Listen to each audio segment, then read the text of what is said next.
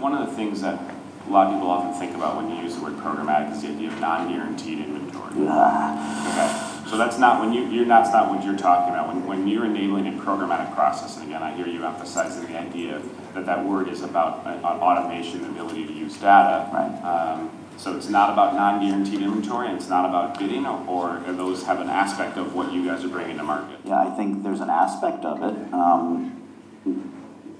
In order for addressable television to work, you have to pull, for us, full 30-second spots out of sale, right? Out from our linear world. And the best way I describe it is if you think about sugar packets on a table in a restaurant, you have blue sugar, yellow sugar, white sugar, and pink sugar, and sometimes brown sugar. That's the sweetest sugar. Right. Most natural. Most natural. If we decided we wanted to take the blue sugar out, each packet would represent a 30-second spot. Yep. And we would take it out of sale, a linear platform. And then we would open up all the blue sugar packets and we'd pour them into a bowl. And all the crystals that came from those blue sugar packets represent the impressions of the households. And we mix them up. And so when an advertiser wants to come and buy a specific audience, they're going to take some of those sugar crystals. Some of those sugar crystals don't get purchased. And it's not because they're remnant. It's not because it's on a small network in an off-day part. It's because there's just no target for that network. So what we saw was an opportunity to take those crystals and put them into a marketplace where we can apply data to make them more attractive to advertisers. And frankly, that's where the programmatic process took place in the digital world. You had a sheer volume of inventory that at first glance didn't have any value, but when you put data against those impressions, there was value. And so you put them together and you sell them programmatically. It's what we're doing on television. And how much, if I want to come buy some of those crystals, do I have to buy a minimum? Yeah, let's not talk about selling crystals. I did hear that out loud. I'm done with that now.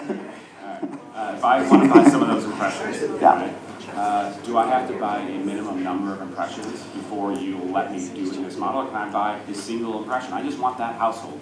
Now again, clearly that's an extreme case, but how do you make that system so that that probably isn't possible? If you want to spend $10 million on one household, I'll sell that to you. Okay. But for everybody else, when you think about buying an audience with addressable television, it's a futures market. We don't know where the inventory runs until that viewer is behind the TV screen watching television. So we have to assume the impressions that we're going to have to meet the need. Bottom line is we have a lot of history and we know what we've been delivering.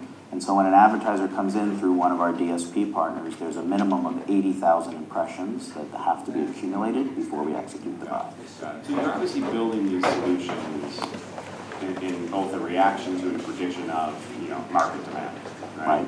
Where are you seeing that market demand, and what are you hearing from agencies or their clients that have led you to say, these are the right moves, this is what marketers want? What's resulted? Well, I think number one is we've seen our addressable platform grow unbelievably. And with the number of partners that are here in this room, that product has gone from 0 to 60 in just the span of a very short time. And so there's absolutely a demand for finding the right audience. But we also know that that word programmatic is being thrown all over the place about making sure that you use data in television. What we want to do is have the purest opportunity for a brand to find that audience. So one of the concerns that you often hear in the marketplace is that the price of targeting is such that it's really hard to often make it justifiable. How are you working with clients to help them understand where that investment is worthwhile? Yeah, I mean, if you look at traditional television, buying a demo of adult 25-54 is going to be more expensive than buying a household.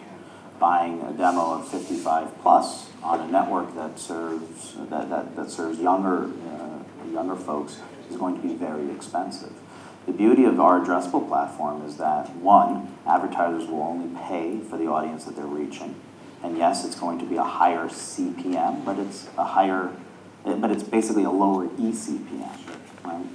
And so I think when we launched addressable, the idea of pricing was a big topic. I think when we look at where we are today in 2016, the opportunity to reach an audience and not reach the audience you don't want to reach is worth paying for.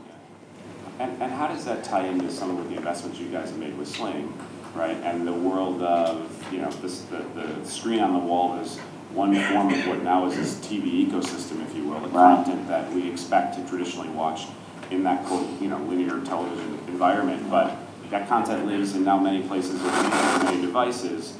Are you connecting that ecosystem again to get to truly a cross-screen opportunities? Yeah, so I think the first thing is what TV means today is something different than what it meant a number of years ago. I even look at the way my kids watch television. There's this big thing in my living room, a screen, and sometimes they watch what's coming off of my dish set-top box, and sometimes they watch what's coming off of the Apple TV, and sometimes they watch what's coming off of their iPad that they're streaming, right? And so that's one of the most important things that I need to say is TV is different today than what it was.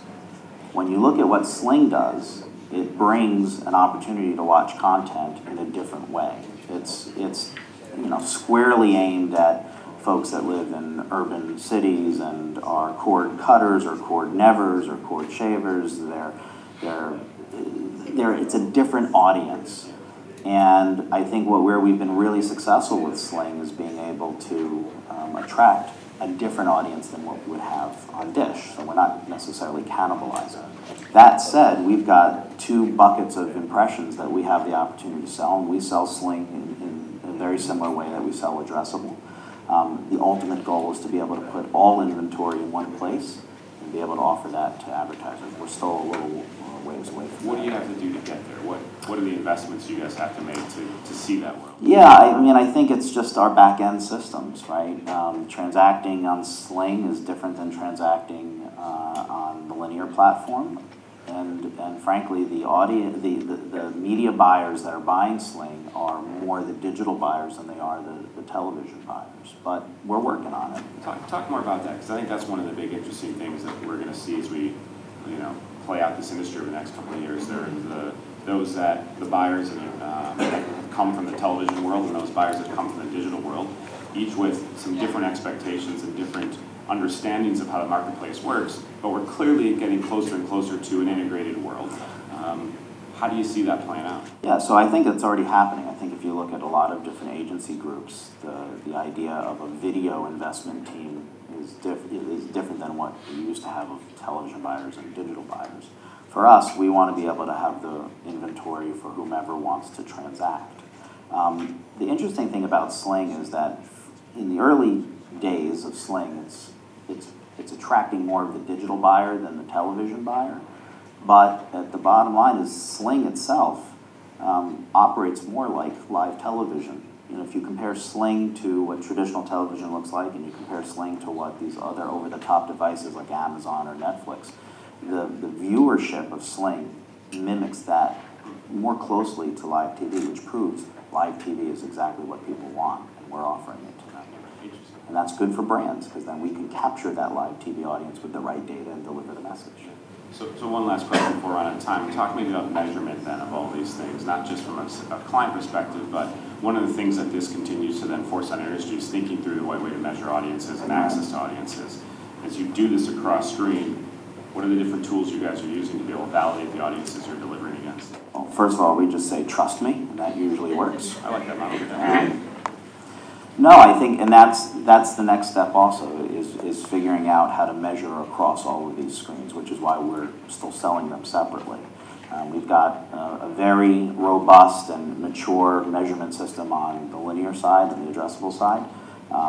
Right now, we're building out the measurement system on the Sling side, and we're working with our vendors to be able to put those 2 together.